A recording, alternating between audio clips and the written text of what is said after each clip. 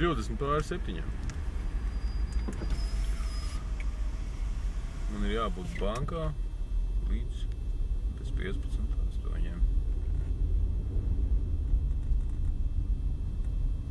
Kaut kādā veidā jātiek.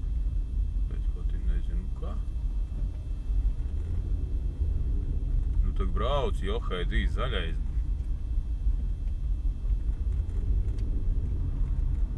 Sinegāļu bars.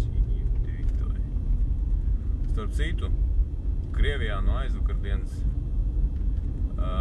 ir 0 likums promilēs. Tas nozīmē, ka ja tev arī ir paģiras un tevi kāds uzrāja uz 0,1 vai 0,001 tiesības vadītāja apliecību nost un baigais sots.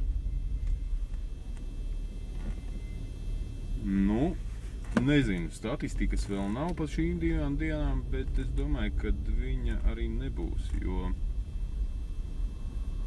tā kā korupcija šeit sita ļoti augstu vilni, tad, nu, tā ir iespēja milicijai nopelnīt vēl lielāku naudu.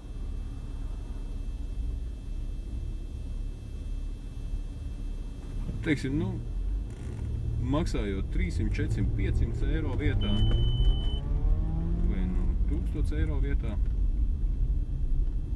tagad cilvēki maksās 3, 4 un 5 tūkstošus eiro. Runājot par kondicionieriem, ko mēs runājam ar tevīm.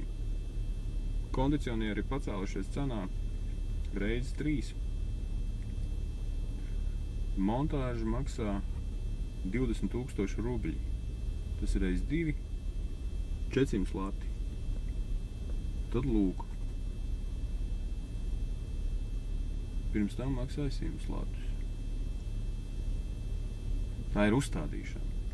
Bet vēl ir rindas pirkšana.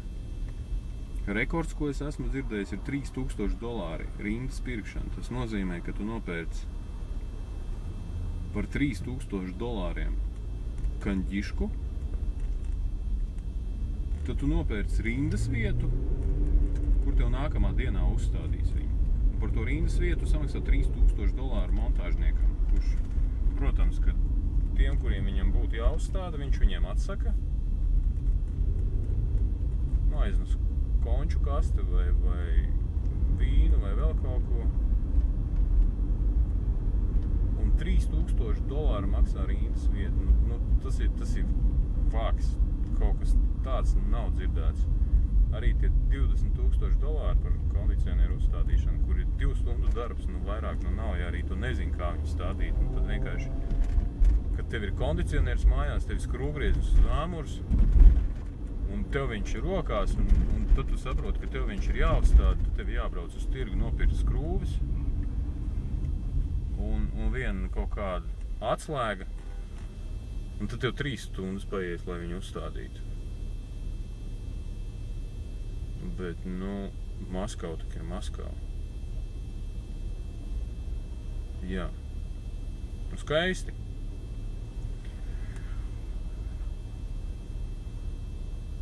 Nezinu, es mēģināšu izlikt vienu filmu, es viņu uzfilmēju, bet tur ir 10 minūtes 29 sekundes, bet cik es zinu, tad YouTube'ā nevar tik garas filmas, viņiem tur strikti noteikti 10 minūtes.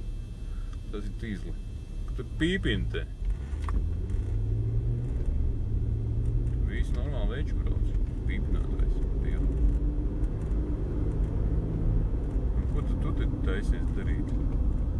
Tur viens ir izdomājis apstāties. Žuksters. Taksi. Nu, lūk. Apdzīvota vieta. Parks. Kas tie pa ātrumiem, ir prit vai kods. Ja nu bērns skrien pāri vai večiņi ar pekalēm, ko tad? Nav smadzeņu tiem cilvēkiem. Pasties, ko viņš darīs tagad, nu? Mēģināja te iekārtoties, nesanāks tev. Nu jā, tad tu, nu, protams, tu nevar braukt aiz uz Gazeļu. Davai? Tur sīkais. brīnums, kā šitām te vērķim nav spaiņas aizmugurē piekārts. Viņiem parasti visiem spaiņi piekārt. Un tas ir pirmais, ko viņi, ja nu kāda avārija sanāk, nu, ka viņam pakaļā kāds iebrauc, un tas ir pirmais, pa ko viņi tur satraucās, ka viņiem ir samīcīts spaiņas, jo ar spaini pienes ūdeni, spaini pienes benzīnu, spaini pienes eļļu. Ziemā spaiņas kalpo, lai pienestu smiltis, ja viņš kaut kur ir apstājies. Nu tā kaut kā, nu. Spainis ir ļoti nopietna lieta. Tā, tagad jau priekšā ir tāds dzeltenais rēks. Tie, kas brauc pie stūra šīm mašīnām, tur nav viņiem vadītāja apliecības. Tur ir Išaka vadītāja apliecības, jo pārsvarā tur ir kazahi, turkmeņi, tadžiki, Arābu valsts pārstāvi, bet tur jau nav mašīnas. Nezinu, visi brauc un viņš nebrauc. Un es tev pateikšu, kāpēc viņš nebrauc. Priekš droši vien kāds cits tadžiks ir izbrauc un viss cilvēks ir savāds, un tagad viņš meklē, kas tu viņš stopēs tagad. Un tā kā viņam kāds tur paceļ roku, tad viņš met pa mēmiem.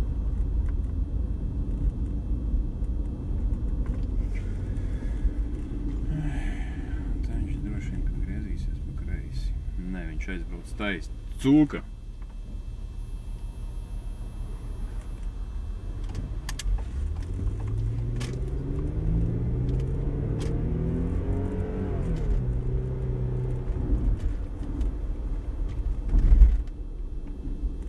Nu tā kaut kā. Es domāju, ka es līdz bankai paspēšu.